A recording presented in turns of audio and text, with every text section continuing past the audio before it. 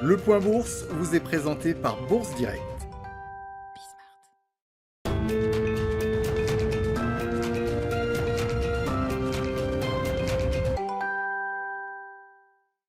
La tendance est toujours à la hausse sur le CAC 40 avant l'ouverture des marchés américains. Marché américain attendu dans le vert également de leur côté, à en croire en tout cas les contrats futurs sur les indices actuellement.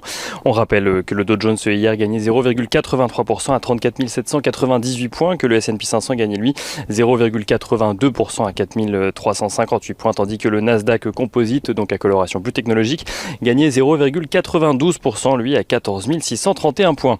Les investisseurs parisiens qui restent concentrés pour le moment sur le discours de Christine Lagarde qui se tient en ce moment même avant le discours et conférence de presse donc de Christine Lagarde avant l'ouverture des marchés américains. Christine Lagarde qui détaille entre autres le nouvel objectif d'inflation de la BCE, un objectif symétrique à 2%. Les investisseurs qui ont également pu suivre le fait que la BCE maintient pour le moment sa politique monétaire inchangée, que ce soit en matière de taux directeur ou même en ce qui concerne le montant du PEP qui reste à 1850 milliards de dollars jusqu'à au moins mars 2022.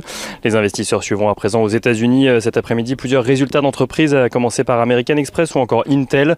En Europe, Publicis a annoncé ce matin qu'il souhaite redresser ses principaux indicateurs financiers afin de revenir à une situation pré-crise sanitaire dès cette année, soit un an avant ses prévisions initiales.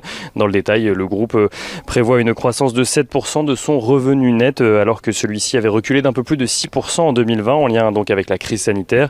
Son objectif de marge opérationnelle est porté de son côté à 17% pour l'année en cours, soit là aussi légèrement revu à la hausse. Sur le deuxième trimestre, Publicis a affiché un revenu net en hausse de 10,7% à 2,54 milliards d'euros. Et on note rapidement que Unilever baisse de son côté sa prévision de marge pour 2021 en raison de l'augmentation du prix des matières premières, et ce malgré une croissance de ses ventes sur le deuxième trimestre, croissance même supérieure aux attentes, à savoir en hausse de 5% contre une moyenne attendue à 4,8%.